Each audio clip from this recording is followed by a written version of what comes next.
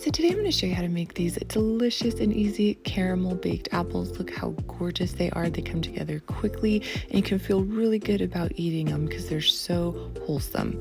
So I'm going to start off by taking an apple. You can choose any kind of apple that you like, and I take a little paring knife and kind of just try to core it, not all the way through though. You just want to get the top half of the core out. And then I take a spoon and try to scoop a little bit out to make room for the filling.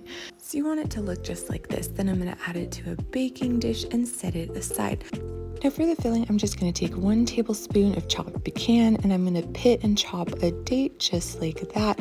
Add a little cinnamon, a little splash of vanilla, and 1 tablespoon of maple syrup and give that a mix.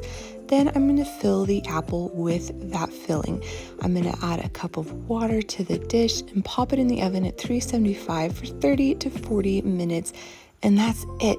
So while that bakes, I'm going to make the ice cream. I like to add some chopped frozen banana to my food processor, some vanilla, a little almond milk, and bam, look how easy it is to make some healthy ice cream.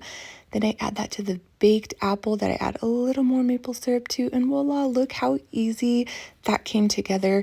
It's wholesome. You can feel really good about eating it, and you can get this free recipe on my website at planfulkiki.com.